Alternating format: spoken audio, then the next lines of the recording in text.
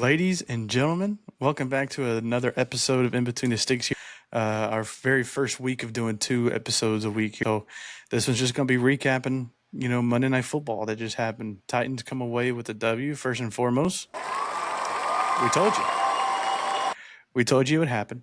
31-12. First time we put up 30 points in over 2 years.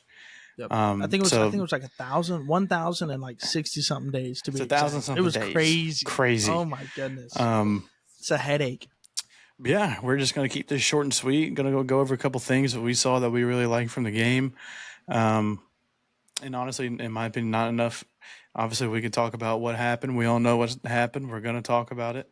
But trying to be more positive on this one more than negative because fan base, man, we're struggling.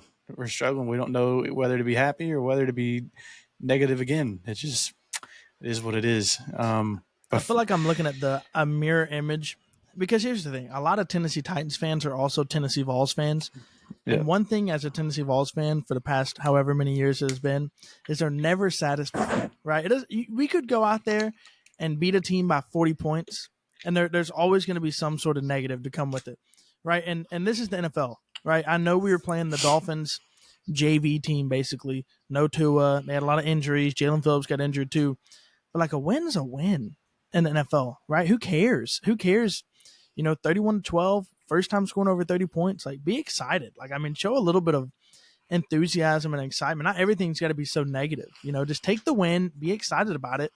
And then hopefully this team takes that momentum into the bye week and we come out ready to fire, like on fire, truth be told, here in week 6. So, yeah, and get healthy too, right? I mean, we have obviously Will goes down in the first quarter there with an injury. Jeffrey Simmons, of course, didn't play with the elbow injury, which I don't know if you've seen any of the interviews today, basically just saying that it was almost like a Tommy John injury of that UCL tendon in his elbow. And so they just told him that, they're confident in our defensive line without him in that game, which rightfully so, which we'll get into in a minute. But yeah, I got him. I don't really remember any other people that were really that injured. Snead was mainly just rest. Another week for D-Hop to get some more rest, recovering from his injury. Other than that, Tajay Spears with the ankle. I know he missed a little bit of practice. He looked good. I mean, broke whatever I forgot what his name was, but broke that dude's ankles for that touchdown earlier in the game. He's him and Pollard, man. They're just a 1-2 punch. I'm trying to think. Jamal Adams. I don't know if he's necessarily hurt or if he's just not playing. I don't think he's hurt, man. We're just not playing him.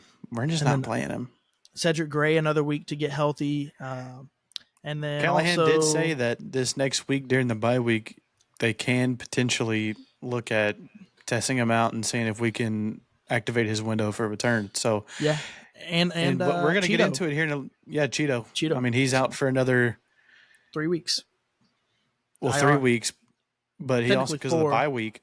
Technically 4 because of the bye week. But yeah. Anyway, getting into it here. First thing I have on is defense. Shout out defense. They finally came and made a team that is playing with a backup quarterback look like a team that is playing with a backup quarterback. Yep. This is exactly how our defense should have played against Green Bay, but we just fell short. And I mean, you can tell with Huntley, right? I mean, he didn't look super comfortable. They didn't really trust him, throwing the ball, but also secondary did a pretty decent job. I know Tyreek had a couple plays on Snead where he burned him a little bit, but that's just where it's going to happen. I mean, it's the fastest man in the league almost. I mean, well, technically not really. Second now, maybe behind Xavier Worthy. Maybe behind Worthy. So, maybe. It's a maybe. But overall, defense had a 184 total yards that they let up, which, I mean, that's in the NFL, that's pretty dang good, right? 2 sacks. Harold Landry got his 4th sack in 4 weeks. So dude's balling out here in the beginning of the season. I think I read something where he only needs it was coming into this game 8 or something sacks or like that to set a new record of this new Titans era for sacks. So he's on track right now maybe to hit that. And I believe who got the other sack? I can't remember. Sebastian Joseph Day. Sebastian Joseph Day. Yeah. Best game he's had as a Titan. He had multiple tackles, making plays, got a sack. And it's like I saw Tic Tac Titans tweet out during the game. He's like, Sebastian Joseph Day isn't a star, but it was a solid signing for what we needed. He's a great depth piece. Because, look, at the end of the day, Arden Key, Harold Landry, Simmons, and Sweat are realistically your starting four, right? So Joseph Mhm. Day's just kind of coming in, like taking snaps when somebody needs a rest, right? Whether that's Key, whether that's Simmons or Sweat, whoever the case may be. But like, I mean, impact the game however you can. He was the third highest PFF graded defensive player on our team. I think it was Sweat, and then it was Quandre Diggs who balled out first off, Quandre second Diggs off. has been solid, man. I He's really been liked so him. good. Yeah. I think we need to, if he keeps going, I think we need to look at him again. He's on a 1 year, so I think we Yeah. got to lock him up. Ernest Jones, another guy that's played Ooh, pretty well yes. since he's gotten here. I Mm-hmm. think we need to pay him as well. Because here's the thing, people. We just mentioned it earlier, a couple seconds ago. Cedric Gray isn't even playing, Yep. right? And our linebackers have looked this decent. So, Yep. um, That was my shout out of the week right there. If we're yeah. defensive side of the ball, it was linebackers, right? Mm-hmm. Devondre Sweat's going to do his thing. That's a given, right? He's a big boy. He's gonna wreck the line. Him, Simmons are going to feast. But the linebackers, I think the difference between this week and the Packers was, truth be told, the no miss tackles. I mean, I felt like Yeah. they didn't break one tackle what felt like all night. I felt like even on the quick little screen passes or wide receiver end arounds that worked last week with the Packers, this week you saw the linebackers get aggressive, get physical, and just not They allow were broken sideline to tackles. sideline, man. They were Sideline to covering sideline, everything. man. Like they were making plays. And speaking of somebody like Kenneth Murray, got a lot of, not crap, but like he got a lot of doubt before the season started, and he has He had looked a bad really rap coming good. in. Yeah, he's looked really good so far. He's physical. We knew that, but he just, he's not missing a lot of tackles, and him and Jones are a good little 1-2 punch at Yep. the linebacker spot. So We also, I didn't write it down here, but I liked the tweet from it earlier. This is also, Brownlee Jr. This is his first ever start there at cornerback. And I like this tweet that I saw earlier for his PFF grade that came out. He had a 79.2 coverage grade, which is the highest graded quarterback of the game during that week. And he had total defensive grade. He had an 82.3, which is the fifth highest. And he only allowed 3 receptions on 5 targets for 9 yards. He had 4 tackles. I was about to say dude he balled also. out.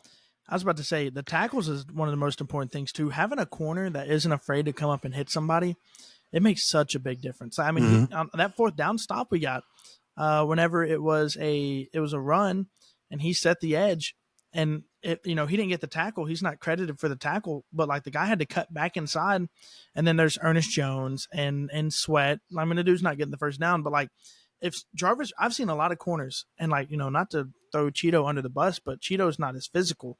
And so, like most running backs cut that outside, and they probably get the first down. But like Jarvis Brownlee came down with intent that he was going to hit him, and it forced him inside, and we ended up stopping him on fourth down and getting the ball back. So I do like Brownlee a lot, and I don't feel as bad now watching that game with him replacing Cheeto for a couple weeks. Yeah, he didn't have the greatest fill-in game against the Packers there. Callahan even, attested to that one. But a solid game from him. I think what we did really, really well in that game as well, corners, linebackers, edge rushers, they all did it, is we set the edge. Every single outside run, every single screen pass to the outside to like Tyreek or Jalen Waddle or whoever it might be. Every single time, we were not letting them get outside the numbers. We were making them cut back into the inside to where our help was coming from. And I think, like you said, the missed tackles last week, right, against Green Bay and coming into this week, you got to imagine that was definitely a topic of, emphasis coming into this week where, I mean, I forgot what the stat was. I think Denard brought it up during his press conference, but 27. I think we had 27 missed tackles. I think it was 27 missed tackles or like bad angles taken on the running back, which can almost be attested for a missed tackle. Yeah, but overall, we are now once again ranked as the number 1 defense in the NFL after this game, which first half, when we only let them have like 70 something yards total of offense during the first half, I was sitting there thinking in my head, I was like, man, we keep this up, that's going to boost our numbers back up. We're going to be back up there. So they did a good job on that. It felt like You're good. it felt like we actually schemed properly this game. I know we talked about it a little bit last episode. And I know Titans fans all over social media, they're like, man, we sat here and we watched Malik Willis for 3 years on our roster. how was the game plan not to stop him and his feet and his legs and moving around and RPOs Yeah. and read options? Last night we saw an actual good defensive game plan in preparation for a scrambling quarterback. Like that, what Mm-hmm. we did last night should have been our game plan for the Packers game too. I don't know what got mixed up there. I don't know if we thought that like the Packers were gonna try to do something else and like throw us off with Malik Willis, but I truly believe if we would have done what we did last night against the Packers and the way that we played defense and the way that we set the edge and like played for a scrambling type quarterback, I think we might have beaten the Packers. But who knows? It's who cares, you know? At this point, it's in the Yeah, past. I mean, Doesn't matter. Tyler Huntley, the quarterback, he ended up being their number one rusher. He had 40 yards of rushing. Yeah, On 8 carries. He averaged 5 yards a carry. So, like you said, I think just we have the same emphasis as we've had this past couple of years, where we are very committed to stopping the run because our secondary is so good, which we didn't have in the past, which is kind of crazy. But overall, really good game out of the defense. Devondre Sweat, like we just mentioned, what a game, dog. 6 total tackles, 3 of them being solo, 3 assisted, and 2 of them being tackles for loss. And this is all without Jeffrey Simmons being beside him. And so that's him, beating his one-on-ones, beating his double teams. He's just playing like the draft pick that we took him as. People were saying we took him a little too high for where he was at, but we obviously believed him, and he's given us some return. the Dolphins last night got to see exactly what Titans fans have complained about for 2 to 3 years with Aaron Brewer at center. Because let me tell you, that boy was getting worked all night long. And shout out Denard Wilson because, man, he came out there ready. He knew we had a mismatch right there in the middle. We had Devondre Jeffrey Sweat wanted to play lined up. so bad. Bro. Oh, Jeffrey wanted to play so bad. If Jeffrey would have played, poor Brewer, man, he might have been cut after the game. But Sweat lined up over Brewer almost all night long, and he was giving him the work all night long. I mean, they had to. Poor Brewer, man. I mean, he got beat so bad they were throwing holding calls on Sweat. He was getting beat so bad. I mean, it was truly. I mean, Dolphins fans, we warned you. We warned you. I mean, there's a reason that he was ranked as one of the worst run blocking graded centers in the game, and it's because he's just undersized and gets thrown around like a rag doll. He's just not good, and Dolphins fans realized that last night. So, yeah, moving on here, we have, like we mentioned on earlier, our linebackers. Kenneth Murray finished with a silent 9 overall total tackle count in that game. Like you said, he's impressed me so far. Obviously, coming into the season, was told that he wasn't the greatest coverage linebacker, but he is super fast, super physical, downhill attacking. He covers that field like crazy. His sideline to sideline next to Ernest Jones, man, they're so good, and I feel like they're so athletic. They're one of the most underrated linebacker duos, I feel like, right now. Yep. Which I feel like if they keep playing the way that they both have been playing since we've gotten Ernest Jones, it's not going to be like that for long. You have to re-sign Ernest Jones. I don't care what we got to do. I don't care who we got to cut. Ernest Jones, right now, Gibbons is gone. Yeah, Gibbons is gone. That's a given. And Cedric Gray returns. He's going to be healthy, hopefully. And then James Williams and then Otis Reese. I think that's your 5 linebackers going into next season. But I'm going to tell you something right now. Ernest Jones is the best linebacker in the room, right? He complements Murray really well. But I still think he's the best linebacker. And I truly believe that outside of Simmons and Snead, he's the 3rd best defensive player on the team.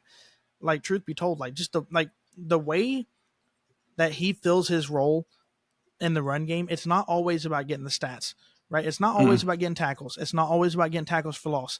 But when you watch the film and you watch the games and you watch him be where he needs to be almost on every play is so impressive. And it's what we've missed the last few years with having Jack Gibbons out there playing, just somebody that's just out of position all the time, right? It's not all about getting the tackles. It's just being in a spot and forcing him into somebody else. And he does that. And he's so good. Yeah, no, I want to bring up a point that we were talking about earlier that not a lot of people are looking at.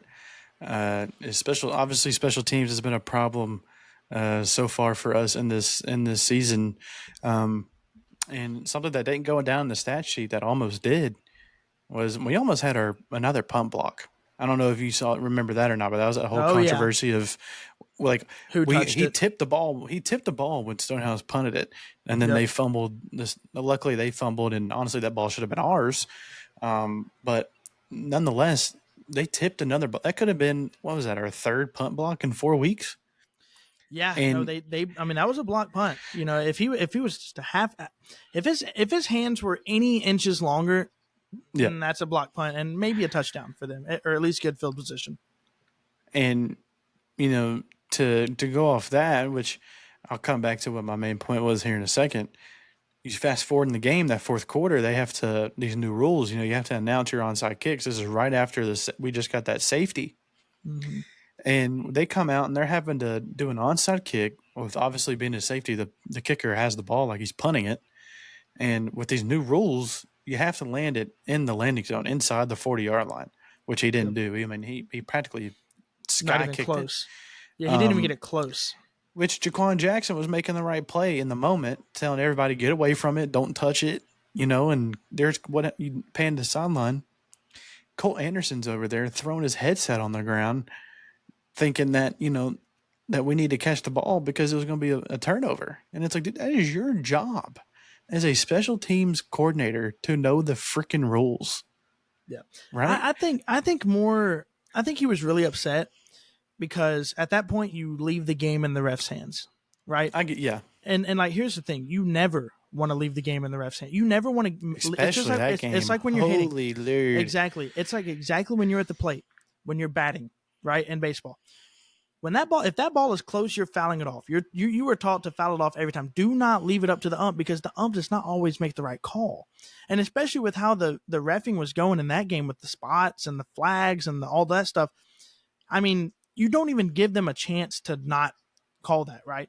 Because I mean, they could refs are dumb nowadays. It's like they don't even know the rules and they're supposed to be the ones calling the plays and the flags. You catch that ball and you leave no doubt in the ref's mind that it's our ball no matter what, right? So yeah, maybe he overreacted a little bit, getting so angry. But I see where he was coming from. You just don't leave it up to the umpires. Well, At all. also you gotta think about it. Excuse me. He also knew, wow, I almost got another freaking block punt again. Mm-hmm. Because like folks, let's be honest with ourselves. If we have another punt blocked at any point during the rest of this season, the question has to be, does he stay? Because we did it last year. We fired our guy halfway through last year. So it's that question, and I think that was in the back of his mind too, of like, oh my god, the almost blocked punt, and now my guys don't even want to catch the freaking ball on kickoff. So I can see it from both ways, but Callahan even mentioned it in his presser today, where he was like, they asked him, they're like, hey, do you look at with the punts? Do you look at scheme, how you're blocking? Do you flip people around to different places, yada yada yada? And basically, Callahan was like, we got to look at all of it because it can't happen. He's like, Yeah. it literally just can't happen. So my only thing, I'll give Colt Anderson 2 freebies, right? I'll give him 2 freebies. Though I didn't really get to watch who got blown up or what really the problem was last night with almost block punt. But on one of them, it was straight up Jack Gibbons just not touching a guy, right? I mean, he just straight up didn't even touch the guy that was standing right over him. And then the other one was Chestnut. And Chestnut falling down in a disco stance, getting blown by as well. Like, I mean, that's stuff you can't coach, though. That's what I'm trying to say. Like, that's something that as a coach, you've got your guy in the right spot, and they just don't touch the guy, right? I mean, Yeah. you got the guy standing right. It's not like they're running some crossing scheme or whatever. The dude right above you is running right at you, and you just miss. That's not coaching. That's just players not being able to just hit somebody. And so, like, if it was a schematic thing like it was last year, where like they bring the guy in off the corner and the guy off the corner gets the block, and it's like a schematic thing where it's like, okay, well the coach didn't plan for that. That's a whole different story. The 2 block punts right there was just straight up, and I'm not including the Bears block punt, but that 2 right, or I guess that was the Bears, Jack Gibbons one. But those 2 right there were just plain and simple Chestnut and Gibbons just not being good football players. And that's it. Yeah, and I'll go back to my main point I was going to bring up here about the special teams. Is Jaquan Jackson, who's been our returner for pretty much all of the year. This is a stat that, past first or preseason looked great. Him and Kearis Jackson sitting there like taking these punts, kicks, 20, 30, 40 something yards down the field look great. But since coming into the season, has kind of looked shaky. Does sometimes catches it, doesn't know what he wants to do or whatever. But last night he had 3 total returns and he had 40 total yards of return with a 13.8 0.3 average per return. People, that's phenomenal. He's not making the touchdown plays or breaking them loose, but getting 13, like you're lucky to get 10. With the way these punters are nowadays, you're lucky to with the hang time and the distance, you're catching it and have like maybe a second or two to make a guy miss. And he had 13 yards. So I thought that was pretty decent, and especially with how many field goals we kicked, which I'll move on to. Nick Folk, give him the MVP. 5 of 5 in the field goals, 2 of them being 50-yarders, right? He accounted for 17 of our 31 points. Yep. Now, granted, we don't want to win a game that way, but we'll take it. Yep. We'll take also, it. not in a dome. I want to make that clear. I know we're playing in Miami and stuff like that, but like when you're in a dome and there's no wind, it's a lot easier to kick the ball. Miami had the dome and the top open, and so wind was blowing. The 53-yard and a 52-yarder at a man that age, and he drilled it. Both of them probably would have been good from 60, right? Yeah. And then this is a guy that before the season starts, you can go back and watch a couple episodes ago before the season started, and we're sitting there saying that he can't kick it past 45. He proved us wrong real quick because he drained them. Absolutely drained them. So props to him. Props to him. Yeah, and then we have Tony Pollard has been our workhorse, right? Tajay got in there a little bit more this week, which I like to see. Didn't have the greatest efficiency like he has in the past couple of weeks, but I feel like that's also just getting in these terrible scenarios, right? I mean, granted, this game a little different, right? Will gets injured, which will come in here in a couple minutes. So we're having to just really just run the ball down their throats. But Tony Pollard, 22 carries, 88 yards with a single touchdown that he scored there at the last seconds of the game. And honestly, he should have had more than that on that one play. If you remember on that, I think it was like a 30-something yard, 40-something yard run, but they called a stupid holding call on Cushenberry, which wasn't even a hold. It was horrible. It was awful. We were inside the 5 on that play too. Like we were going to score. Yeah. Yeah, so Tony Pollard is still being super consistent. Like I said, people have said that could potentially be one of the best starts of a season in his career. And I think we just still haven't gotten him going in the passing game yet, which is, if that starts happening, then look out because that dude's a monster. And then Mason Rudolph, very, very controversial topic now after we won this game, right? First time he put up 30 points in around 2 years or so, and you have Mason Rudolph in for majority of that game. Now, did Mason Rudolph contribute to any of those points? Absolutely not. He was 9 for 17 with 85 total yards. And I get it, right? He was coming to the game to game manage. He wasn't going out there to throw the ball downfield and move the ball. But I think you are crazy to sit there and think that this team can win multiple football games, especially with the schedule that we have coming up, if we keep Mason Rudolph in. I want to see what your opinion is on that. Yeah, I mean, the only thing you can really give Mason Rudolph credit for is he didn't turn the ball over, right? That doesn't mean that he's a better quarterback than Will Levis. That doesn't mean that he can run this offense better than Will Levis. Will Levis could have handed that ball off just as good as Mason Rudolph did all night, right? Mason Rudolph made a really good play, good throw before halftime, which got the field goal. I give him props to that. But other than that, it was really just hand the ball off, and some checkdowns here and there. I don't think he's better than Will Levis. I think that Will Levis is the starter, just like Callahan said. If you're a Titans fan and you're saying anything else, you're just delusional, all right? I mean, you don't know more than Brian Callahan. Brian Callahan sees these guys in practice every day, right? He's been practicing with both of them for months, and he's telling you straight up that Levis is better. Levis is the guy. Because if Mason Rudolph was better, guess what? Mason Rudolph would be starting. He'd be the guy. We're not just starting Levis for no reason. This is not. Don't get it twisted. This is not Ryan Tannehill coming in from Marcus Mariota. No, it's not. It's the farthest thing from that, because Mason Rudolph, we signed him to do exactly what he did last night, to come in, fill in, run the game plan, right?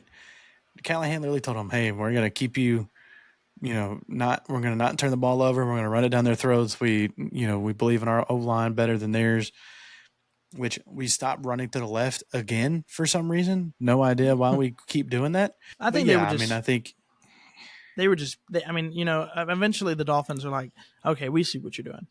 right? Yeah. I mean, at some point they're like, okay, we're not scoring. You're just trying to end the game as soon as possible. You're chew clocking. We're going to blitz every play, which is basically what happened. I mean, we had 30, 35, 37 rushing attempts and had like Pollard had 88 yards and Tajay Spears had 37, right?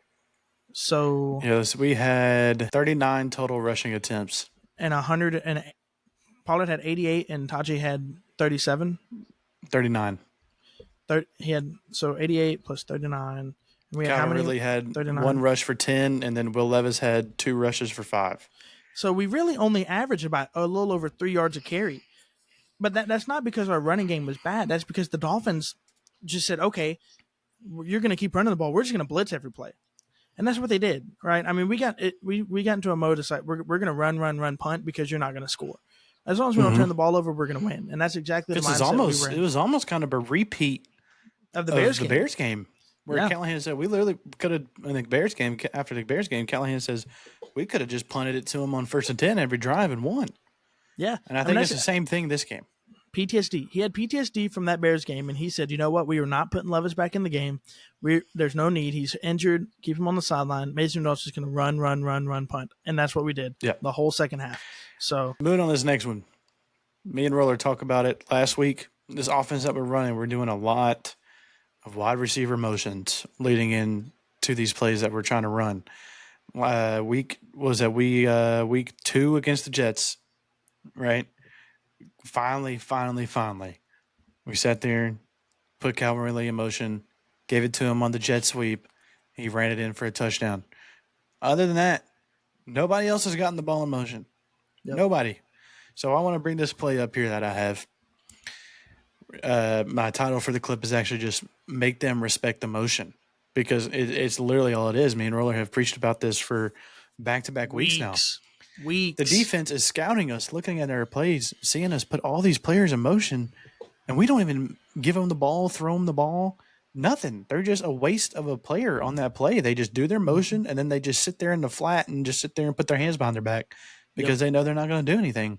So when the defense sees that now, they don't even react. They said, okay, yep, your motion's out the window. I'm just going to, stack the box more and go for the run. So this play I have here, we're going to send Treylon Burks in motion. You're going to see it on the top of your screen. And Jalen Phillips, who first half had a heck of a game, doesn't even respect it, just lets him go. And you'll see on the bottom of your screen, Calvin Ridley has one guy to block, a corner, because everybody else knows this guy ain't getting the ball, right? So we're going to pull this up here. Watch the top of your screen. We put Treylon in motion, and look at this bottom of the screen. Nobody. What's the one meme that used to go around? It's free real estate, right? It's free real estate. Even the corner that's over Ridley never even looks at Treylon. He's looking directly into the backfield because he knows that there's a 0% chance. Yeah, run it again. The corner, like you got one guy down here, the corner, number 30 right here. He doesn't even look at the motion. He is sitting there looking in the backfield the whole play. Look at him. He's looking. He knows. They're not even respecting the motion at all. I get it. That play isn't a jet sweep play because Treylon crosses before we snap the ball. But it's just like, imagine if we snap it before that and we hand it off. These teams, I'm telling you, man, we can have so much of a better offense. I just feel like we're so predictable right now. But even then, you don't even get to hand it off right there, right? You run a play action, right? You snap it and you play action it to Tony Pollard. And even then, all Mason Rudolph has got to do is he can underhand the ball over there to Treylon. And as long as Treylon catches it, he's scoring a touchdown. There's nobody within 2 yard flat or something. I mean, just change it up. That's literally, he's in the flat and there's nobody over there. You play action and Rudolph just rolls out a little bit and he is wide open. I mean, there is nobody within 40 yards of him. And even so, Ridley's there to block. He's scoring. It's a touchdown. But it's got to change at some point. It's got to change because now we're more games that we're getting into and there's more film, there's more tape. More teams are going to start. The Packers did it against us last week. Every time we sent somebody in motion, they didn't even look at him. They didn't even look in that direction. They just stacked the box and they knew a run was coming or they knew that they were out of the play. The same thing happened against the Dolphins. As soon as we go into a motion, the defense says, nope, don't care. Right into the backfield or right to the other side of the field because they knew that the ball was not going there. Just one time. All it takes is one time just throwing it over there or handing it off. That's it. Yeah, and I mean, I'm gonna bring this up, but I'm not gonna say we're the Dolphins. But you look at the Dolphins' offense and what they do with Tyreek. I get it. We don't really have a player like Tyreek, but the style of the scheme of what they do with Tyreek by putting him in motion so much, and they actually hit him and give him the ball. They make him a threat. You see him go in motion, and now you're scared. You don't know what's happening. So I feel like we got to do that better. But, ladies and gentlemen, the time and the topic that everybody has been talking about for weeks is what we can move into here. Will Levis. Will freaking Levis does it again. He does it again. And you know it's bad when the sideline angle of the replay shows Will Levis. And he's saying, I didn't even see him. We're about to show you, ladies and gentlemen, he saw him. I mean, this is a defensive lineman. He's 300-something pounds. How do you not see him? Not just that, he's like 6'6", and he is on him the entire play. Like, first off, I don't know if I'm more concerned with like the fact that like, you know, maybe he was hidden a little bit, or the fact he didn't see him at all. Like he's standing in front of you're staring at the guy the entire play and you still throw it. But it's like, okay, if you come to the sideline and you're like, oh, well, I thought he was going to drift away. That's one thing. To say that you didn't even see him when he did not move the entire play and you're looking at him the whole time, that is very concerning. Yeah, let's pull it up here. Let's look. This is the TV angle that we saw, right? Here we have it. This is second and long, too, by the way. Right? It gets it. Look at him. He's staring right there. And just, I'm going to get it. He thinks Ogba's going to maybe pick up Wiley in the flat, whatever. But we can look at it again. I mean, you look at it, Wiley, yeah, he is open, and the ball could go there. But he says he doesn't see him. Look at his head. He's staring the whole time and just still throws it. Yep. And then has the audacity to come to the sideline and say, I didn't see him at all. I'm just, it's those kind of turnovers where if you're just throwing interceptions, you're overthrowing, underthrowing, okay, we can accept those, right? But these, where you sit there and you throw these in the pick six in week 1 and the fumble in week 2, these are just mind-boggling. And before we move on, let's pull up the one here next. This is the end zone view, ladies and gentlemen. This is behind the play. On top of 81, that's the guy that picks the ball off. Watch Will Levis's head, staring right at him. The whole time. The whole time. He never looked away the from whole him. time. One more time, just so you can see it better. The only thing that makes sense in his defense, if you want to pause it real quick, if it allows you to, the only thing that makes sense is when he is sitting there before he's making his pre-snap read. The only thing that makes sense is that he has it built into his head that he is determined that Ogba, 91, Emmanuel Ogba, is blitzing and coming at him no matter what, right? And so in his mind before the play, he's like, Ogba's coming, 92's coming, big boys coming, linebackers blitzing, and Jalen Ramsey's coming off the edge, which he probably doesn't see. Anyway, he's got it built in his mind that dude's coming at him no matter what.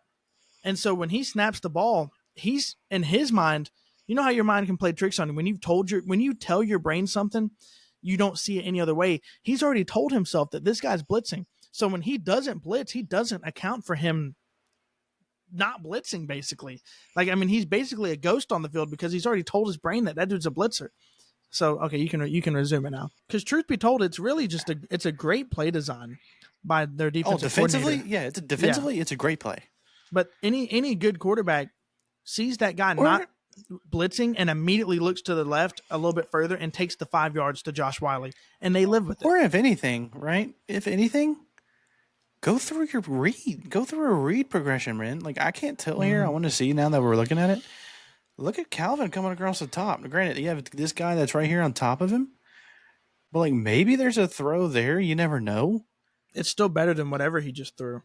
But it's just like, bro, we just can't keep having.